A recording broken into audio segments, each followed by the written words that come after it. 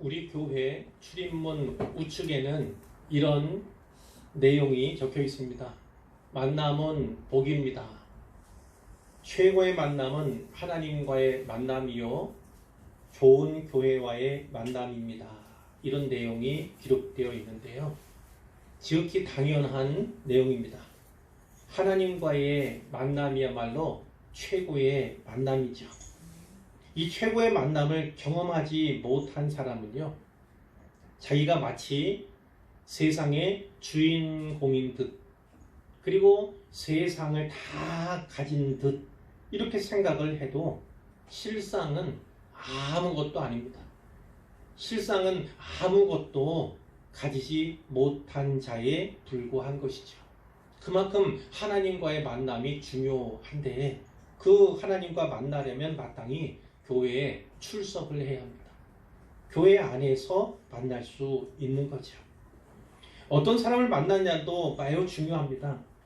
우리는 어떤 부모를 만나고 어떤 형제 자매를 만나게 될는지, 또 어떤 자녀를 만나게 될는지 전혀 알 수가 없어요. 그것은 우리의 선택 밖일입니다.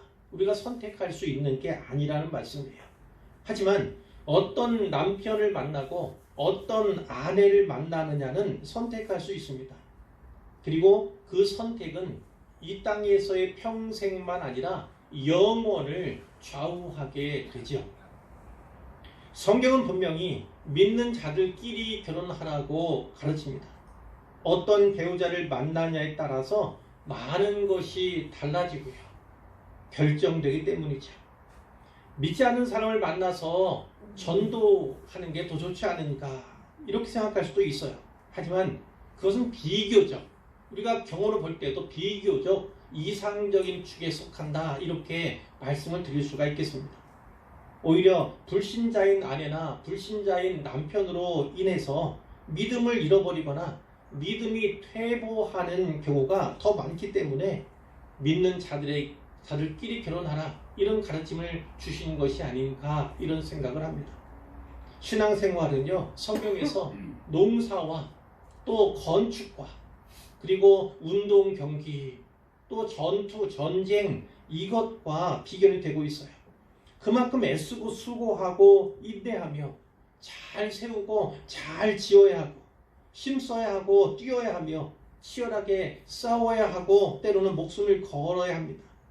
이런 때 수수방관하거나 싸움에 방해가 되거나 오히려 적의 편을 드는 사람이 내 아내요 내 남편이라면 되겠습니까?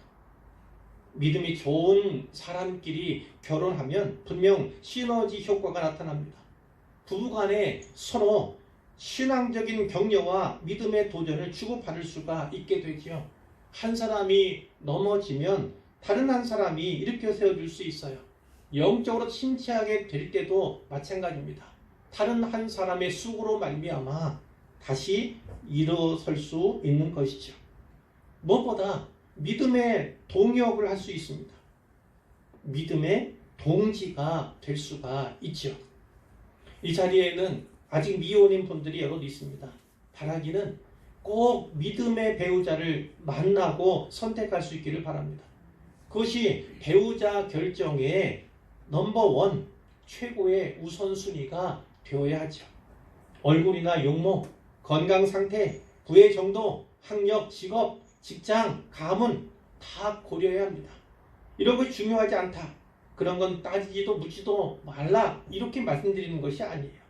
다른 조건들을 보기 전에 무엇보다도 먼저 교회 다니는 사람인가, 믿음이 있는 사람인가, 나아가 믿음이 좋은 사람인가를 우선적으로 고려하라는 말씀입니다. 믿음을 가졌다는 건 인생이라는 집을 짓는 일에 기초를 바로 세웠다는 것을 의미합니다. 이 믿음의 기초가 없으면 사상 누각이 됩니다. 모래 위에 집을 짓는 것과 같습니다. 인생에 뜻하지 않은 풍파가 미치고 고난이 닥칠 때 언제든 무너져 내릴 수가 있어요. 그러니 믿음이 좋은 사람을 만나시기를 바랍니다. 그래야 결혼 생활이 행복할 수 있고 후회가 없습니다. 그래야 한나라 천국에까지 영원히 그와 또 그녀와 함께 할 수 있죠. 사랑하는 여러분, 꼭 그런 배우자를 찾고 만나시기를 주님의 이름으로 축원합니다. 우리 교회는 오늘을 부부주일로 지킵니다. 어제 5월 21일이 부부의 날이었어요. 둘이 하나라는 의미로 가정의 달인 5월 21일을 부부의 날로 정한 것인데요. 우리 교회는 부부의 중요성을 성경적으로 알고 깨닫고 또 리마인드 했으면 좋겠다, 이런 취지로 오늘 부부주일로 지키는 것입니다. 이번 부부주일에는요, 믿음의 부부지요. 아굴라와 브리스길라와 아굴라, 이 부부에 관하여 살펴보므로 은혜와 도전을 받도록 하겠습니다. 자, 먼저 이들이 누구인가에 대해서 살펴볼 텐데요. 본문 2절에 나오듯이 아굴라는 본도에서 난 유대인입니다. 본도라는 곳에서 출생한 유대인이라는 거예요. 이 본도는 오늘날 터키에 속해 있는 땅입니다. 흑해 연안, 흑해 남쪽 해안에 위치해 있는 지역이죠. 오순절날 있었던 성령 강림으로 말미암아서 120문도가 이 방언을 받지 않습니까? 방언을 말하게 되었을 때 절기를 맞아서 예루살렘에 왔다가 이 방언을 들었던 경건한 유대인들 가운데 본도에서 온 사람들도 있었어요. 그러니까 아굴라는요, 이스라엘 본토 밖에 흩어져 살아갔던 유대인, 즉 디아스포라 유대인의 후예인 셈입니다. 디아스포라 이렇게 얘기를 하죠.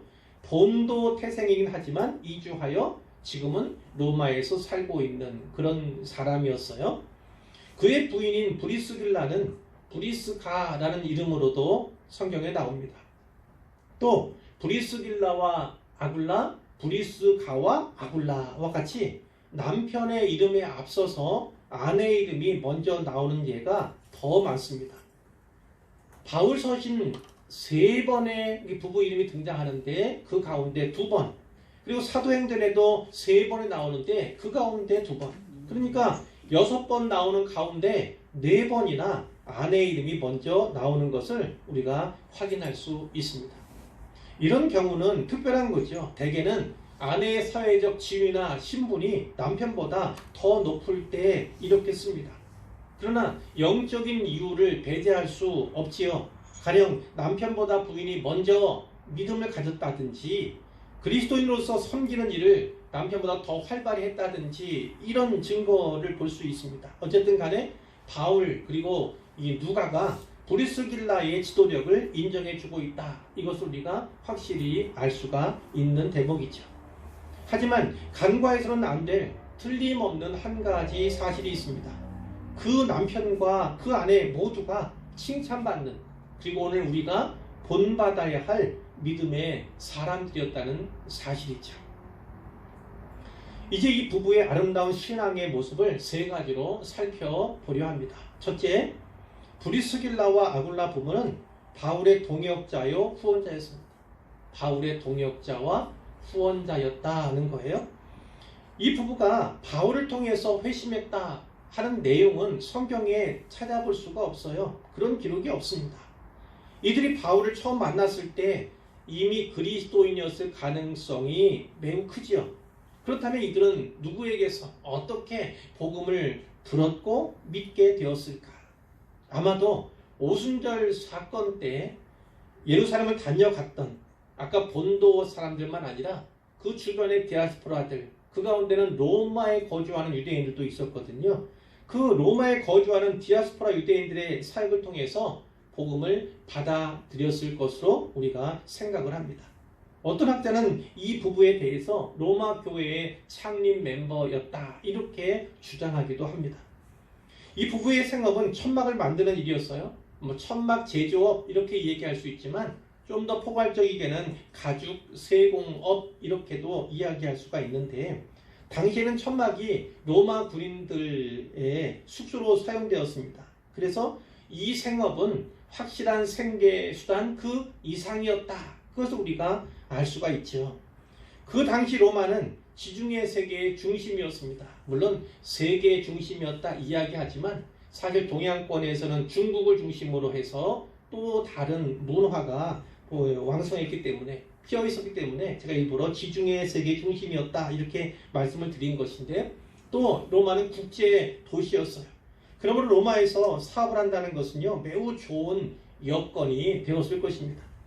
그런데 이 부부에게 큰 위기가 닥쳐왔습니다.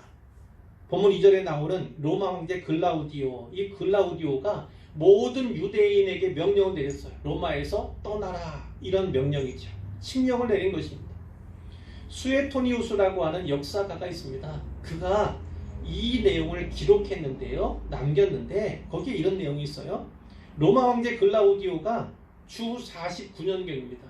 49년경 크레스투스의 선동으로 인한 소요 때문에 유대인들을 로마에서 추방했다. 이렇게 기록하고 있습니다.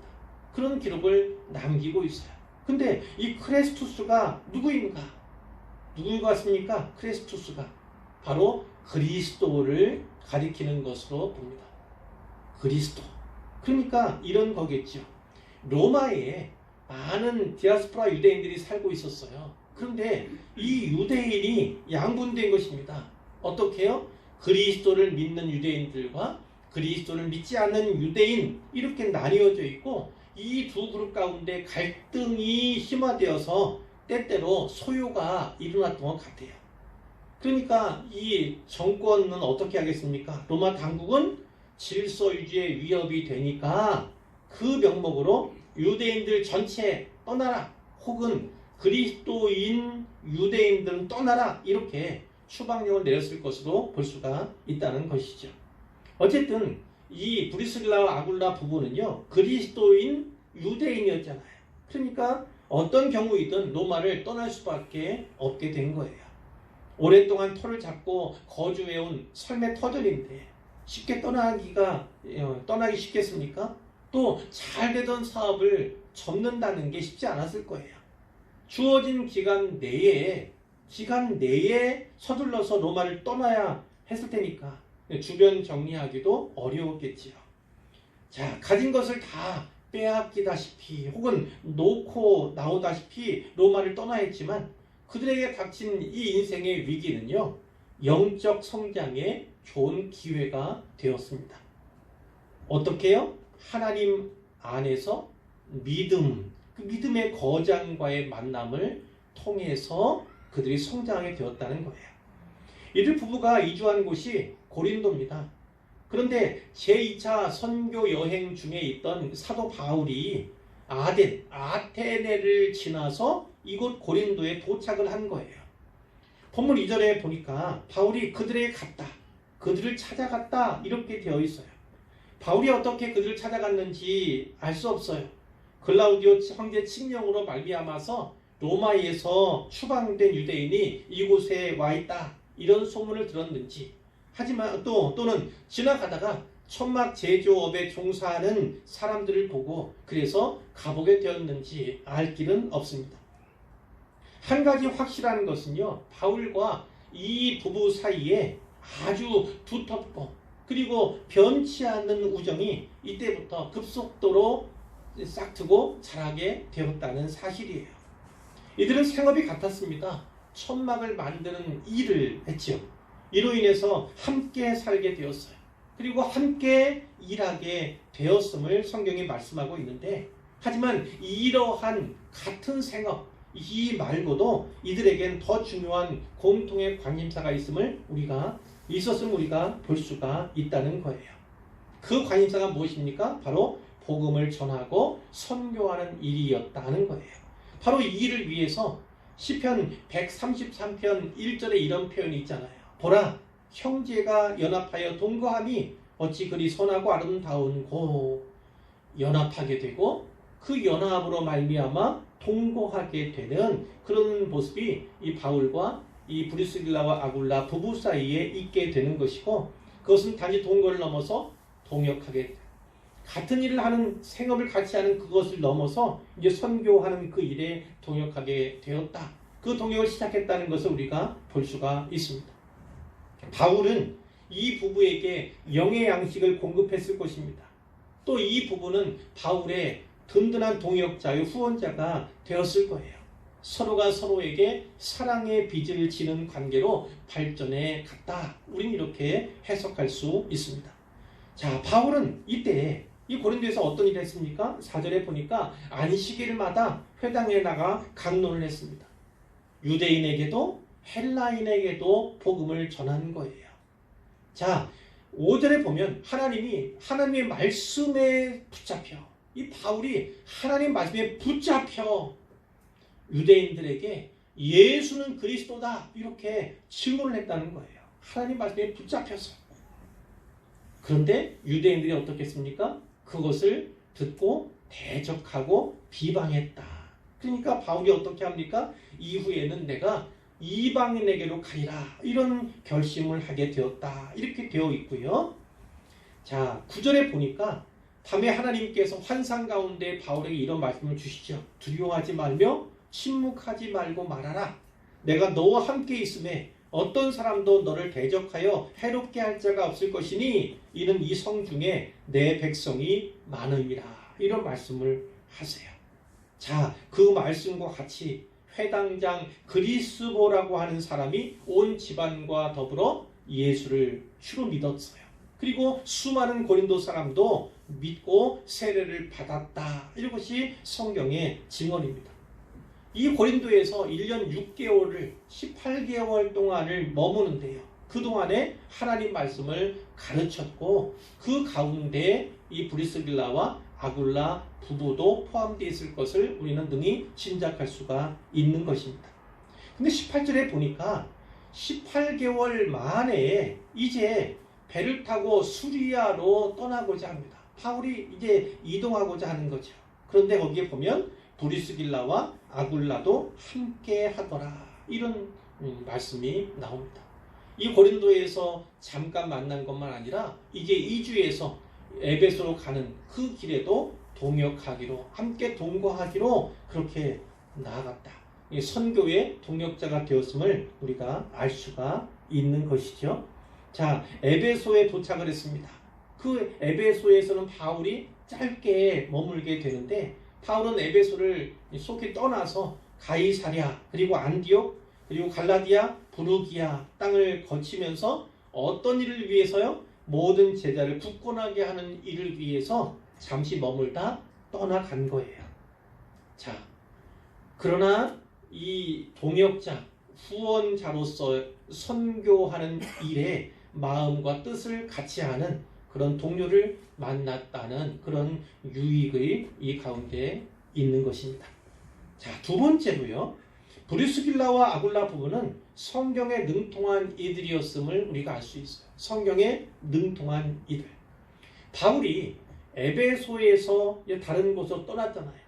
모든 제자를 굳건하게 하기 위해서 그 사역을 위해서 떠났는데 그 바울이 없는 기간에 에베소에서 어떤 일이 있었는가? 그것이 24절 이하의 말씀에 나오고 있어요. 아볼로라고 하는 사람이 나옵니다. 아볼로. 이 아볼로는 알렉산드리아 태생이에요.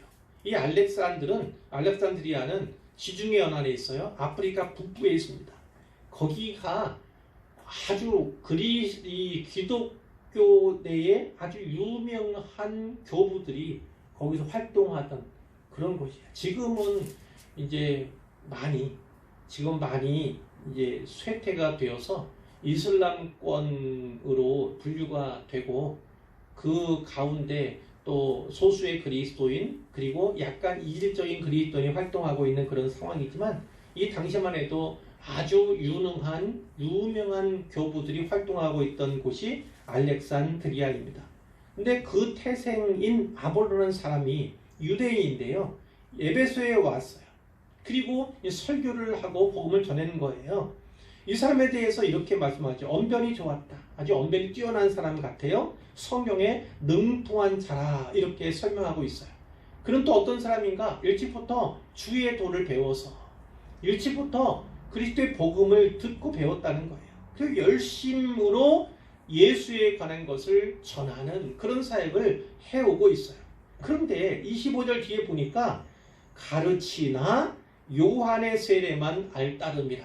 그 사람의 한계에 대해서도 또 영적인 한계에 대해서도 말씀하고 있는 것을 우리가 볼 수가 있어요. 이 편이 무엇인지는 사실 알기가 어렵습니다. 요한의 세례만 알따릅니다. 그러면 성령 세례에 대해서, 성령의 충만에 대해서는 모른다는 것인가? 이렇게 이해할 수도 있어요. 그리고 뒤에 내용을 보면 그리스도를 아는 지식이 부족했다. 그렇게도 볼 수가 있는 대목이 있어요. 자, 이가 회당에서 담대하게 설교를 한 겁니다. 설교를 했어요. 근데 그 자리에 브리스길라와 아굴라도 있었던 거예요. 그것을 들었어요. 근데 듣고 나서 뭔가가 조금 부족한데 이것을 생각하게 되었다는 거예요. 그러니까 이 아볼로를 데려다가 어떻게 합니까? 하나님의 도를 더 정확하게 풀어 일러주었다. 이렇게 기록하고 있어요. 복음을 더 정확하게 풀어. 그러니까 부족한 부분이 있음을 알고 그것을 가르쳐 주었다. 보충해 주었다. 이렇게 받을 수가 있는 거예요. 그런데 27절에 보니까 이 도움을 받은, 이 가르침을 받은 아볼로가 어떻게 합니까? 이제 아가야로 가고자 합니다. 아가야. 그리고 아가야로 가요. 거기에서 은혜로 말미암아 많은 자들에게, 믿는 자들에게 많은 유익을 주었다. 이렇게 성경이 기록하고 있습니다. 여기에서 우리 주목할 것은 은혜로 말미암아, 은혜로 말미암아. 그러니까 이 브리스길라와 아굴라가 가르쳐주는 것은 분명 은혜와 관련된 것임을 우리가 알 수가 있고, 성경으로서 예수는 그리스도라고 증언하여 이 부분에서도 좀 더 명확한 지식, 정확한 지식을 전달해 주었을 것으로 우리는 생각할 수 있다는 것이죠. 자, 추후에 고린도 전서 3장 6절에 바울이 이런 말씀을 하잖아요. 나는 심었고 바울 자신은 심었고 아볼로는 물을 주었으되 오직 하나님께서 자라나게 하셨나니, 이런 말씀을 하세요. 그런데 여기에도 누가 등장합니까? 아볼로. 자기는 심었고 아볼로는 물을 주었으되, 그러니까 바울이 아볼로의 사역을 매우 중대한 사역으로 중요한 것으로 칭찬하고 있다, 인정하고 있다. 그것을 우리가 볼 수가 있는데, 이 아볼로에게 성경 지식을 더 잘 가르쳐준, 보충해준, 정확히 풀어준 인물들이 누구라고요? 바로 브리스길라와 아굴라였다는 거예요. 그러니까 이들이 성경에 대해 조예가 깊었다, 성경을 잘 알았다는 것을 우리가 알 수 있고, 그러면 이 사람들이 가진 성경 지식이 누구에게서 비롯되었는가? 우리는 사도 바울로부터 그들이 배웠음을, 가르침을 받았음을 능히 알 수가 있다는 것입니다. 그런 의미에서 사랑의 빛을 이 두 그룹이, 바울과 이 부부가 주고받았다, 이렇게 말씀을 드릴 수가 있는 것이고요. 많은 사역들이 있습니다. 교회가 행해야 할 사역들이 많이 있습니다. 그러나 그 가운데 중심은 말씀과 기도지요. 물론 예배 그렇지만 말씀도 기도도 그 예배 가운데 분명히 있는 것이고, 이 말씀과 기도에 전무해야 할 책임이 목회자에게뿐만 아니라 모든 성도들에게 있음을 반드시 기억하시길 바랍니다. 말씀과 기도예요. 흔히 양날개, 그래서 신학적으로 비평하는 그런 일이 있지만, 우리는 무엇이 양날개가 되어야 합니까? 하나님 말씀이 한 개의 날개, 또 하나는 기도가 한 개의 날개가 되어야 합니다. 그래서 제가 가끔 말씀드리지만, 1시간 성경 공부를 하면 1시간 기도하고, 2시간 성경 공부하면 2시간 기도하는 것이 바른 자세다. 이것이 균형을 이루는 일이라는 것을 분명히 알 수가 있어요. 이 본문에는 기도에 대한 내용은 없지만, 말씀을 잘 가르치고 말씀을 잘 배우는 사람들은 분명히 함께 기도했을 것으로 우리는 알 수가 있는 것이죠. 자, 이제 세 번째입니다. 셋째로 브리스길라와 아굴라 부부는요, 복음 사역에 헌신된 사람이었어요. 헌신된 사람. 이 헌신이라는 것이 몸을 바친다, 몸을 드린다, 이런 것이지만, 헌신이라는 것은 좀 더 포괄적입니다. 내 마음을 드리고, 내 몸을 드리고, 내 재산을 드리고, 내 시간을 드리고, 내 전부를, 내 생명까지 드리는 것, 그것이 헌신이다. 이것이 성경적인 헌신의 내용인 것이죠. 주후 52년 늦여름이었습니다. 52년 늦여름에 바울이요, 이제 육로로 에베소로 돌아옵니다. 그리고 이 에베소에서 3년 동안 머물게 됩니다. 3년 동안에. 그러니까 아까는 잠시 머물렀던 그 에베소이지만 이번에는 3년 동안 여기서 사역을 하면서 많은 선교의 꽃을 여기서 피우게 되는 것이죠. 이 기간 동안에 많은 그 동역자들이 바울 곁에 있었습니다. 그러나 누구보다도 이 브리스길라와 아굴라가 가장 헌신적인 그 동료였고 동역자였음을 우리가 성경을 통해서 알 수가 있는데요. 자, 고린도전서 16장 19절에 이런 말씀이 있어요. 고린도 교회에 보내는 편지 아닙니까? 고린도전서가. 거기에 이렇게 되어 있습니다.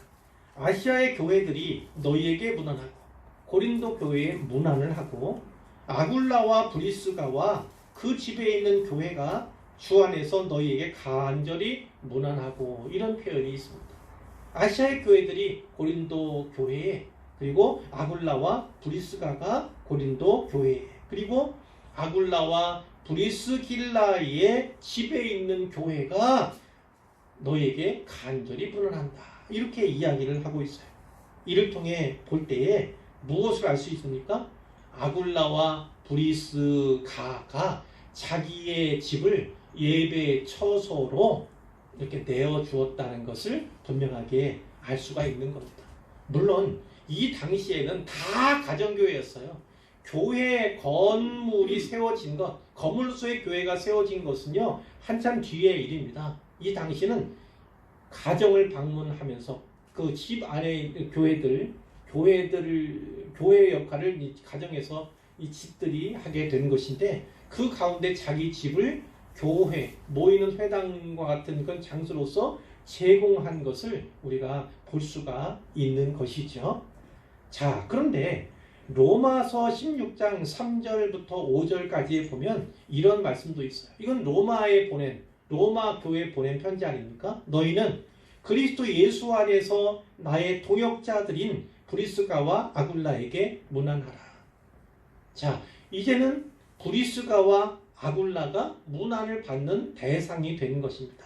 근데 그들을 무엇이라고 표현합니까? 그리스도 예수 안에서 나의 동역자들. 그리스도 예수 안에서 나의 동역자들, 이렇게 그 부부에 대해서 묘사하고 있다는 거예요. 그러면서 이어지는 말씀에 이런 내용이 나와요. 그들은 내 목숨을 위하여 자기들의 목까지도 내놓았다. 내 목숨을 위하여 자기들의 목까지도 내놓았다는 거예요. 그럼 어떤 겁니까? 생명을 내놓고 생명의 위험을, 그것을 두려워하지 않고 자기를 도왔다는 겁니다. 또 생명의 은인과도 같다. 목숨을 두려워하지 않고 자기를 구해주었다. 이렇게도 읽을 수 있는 거예요. 자, 이와 같은 일이 무엇이었는지 그것을 잘 알 수는 없습니다. 이 성경의 문맥으로 보아서는 분명 에베소에서 이 일이, 이 생명을 걸고 바울의 목숨을 구한 그 일이 있었을 것을 우리는 짐작할 수 있어요. 짐작할 수 있지만 정확히 어디에서 어떤 사건에서 이런 일을 이렇게 자기를 구해 주었는지 그것에 대해서는 정확히는 우리가 알 수가 없어요. 그러나 중요한 것은 바울의 마음에는, 바울의 가슴 속에는 그들이 자기를 위해서 헌신한, 복음을 위해서 헌신한 그 기억이 뚜렷하게 남아있음을 우리가 볼 수가 있는 거예요. 시간이 지났고 흘러갔지만 그들이 자기에게 베풀어 주신 그 은혜, 그 사랑은요, 그 헌신은 결코 잊지 못하. 목숨을 위해서 자기들의 목까지도 내놓았을 정도의 그 은혜를 입었고 그 사랑을 베풀어 줬음을 이 바울이 가슴 깊이 새기고 기억하고 있다. 이렇게 볼 수가 있는 것입니다. 그런데 이 로마서에 보면 이런 말씀이 있어요. 16장 5절에 또 저의 집에 있는 교회에도 문안하라. 그러니까 지금 이 상황은 어떤 것입니까? 이 브리스길라와 아굴라가 이 에베소에서 다시 로마로 돌아간 것을 볼 수가 있어요. 글라우디오 이 황제의 칙령이 이제 효력을 상실하게 된 거지요. 아마 다른 왕이 새 황제가 새롭게 등극한 때로 우리가 볼 수가 있는데 그 상황에서 다시 로마로 돌아간 것입니다. 그러니까 이 로마서를 받는 이 로마 교회 안에 이 브리스길라와 아굴라가 있고 그들을 향해서 문안하라 이렇게 말씀하고 있다는 거예요. 그런데 그 브리스길라와 아굴라에게 문안하라 이 말씀만 있는 것이 아니라 또 저의 집에 있는 교회에도 문안하라 이렇게 말씀하고 있다는 거예요. 무엇을 알 수 있습니까? 그가 에베소에서 자기 집을 예배의 처소로 회합의 장소로 내놓았던 것처럼 이 로마로 돌아가서도 로마에서 역시 자기 집을 교회로 사용하고 있음을 분명하게 우리가 볼 수가 있는 거예요. 무엇을 알 수 있습니까? 그들의 헌신이 얼마나 대단했던가. 생명을 아끼지 않고 바울을 구해 주었고 복음 사역에 목을 내놓을 정도의 헌신이 있었음을 말씀해 주는 것이고 그리고 에베소에서뿐만 아니라 나이가 들어서 로마로 돌아가서도 자기 집을 기꺼이 교회로 제공하고 있음을 우리가 알 수가 있는 것입니다. 이와 같은 헌신이 이 브리스길라와 아굴라에게 있었음을 분명히 말씀해 주는 거예요. 바울이 로마서를 쓰는데 사실은 그 전까지는 로마에 가본 적이 없어요. 가본 적이 없습니다. 그곳에 그리스도인들이 어떤 형편 가운데 있는지 얼마나 있는지 알 수 없어요. 그런데 그것을 알 수 있는 길이 있다면 무엇일까요? 브리스길라와 아굴라가 때때로 바울에게 로마 교회에 대한 소식을 전해 주었기 때문이었을 것으로 우리는 짐작할 수가 있는 거예요. 바울은 머지않아 로마로 갑니다. 로마로 가게 됩니다. 그 계획이 있었어요. 그러니까 로마 상황이 어떠한지 알아야 할 텐데 그것을 제공해 준 사람들이 바로 이들 부부였다는 것을 분명하게 알 수가 있는 거예요. 바울이 이 두 사람에 대해서 이 부부에 대해서 브리스길라와 아굴라에 대해서 어떤 찬사를 보냅니까? 로마서 16장 4절에 보면 나뿐만 아니라 이방인의 모든 교회도 저희에게 감사하느니라 이렇게 끝을 맺고 있습니다. 여러분 이와 같은 찬사가 어디 있겠습니까? 나뿐만 아니라 이방인의 모든 교회도 저희에게 감사한다. 사랑하는 성도 여러분, 여러분도 이러한 찬사를 받으실 수 있기를 바랍니다.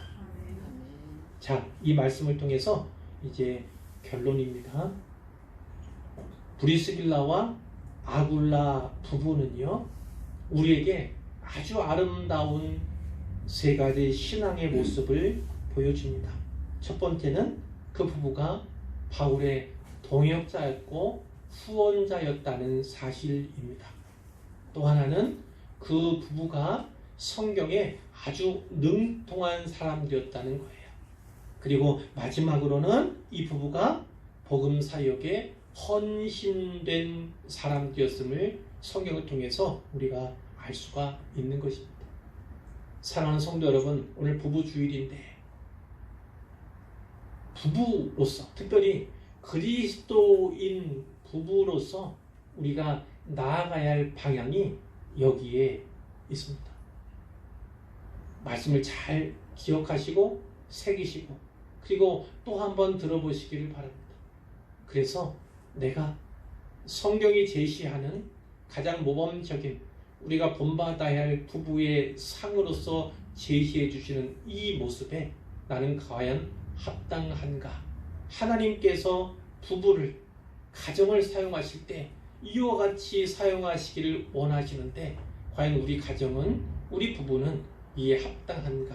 그것을 다시금 돌아보시는 시간들이 되셨으면 좋겠습니다. 그래서 이제까지 그렇지 않았다 할지라도 방향을 분명히 잡으시기를 바라고요. 이 브리스길라와 아굴라와 같은 그런 열심을 다시 품으실 수 있기를 주님의 이름으로 축복하고 축원합니다.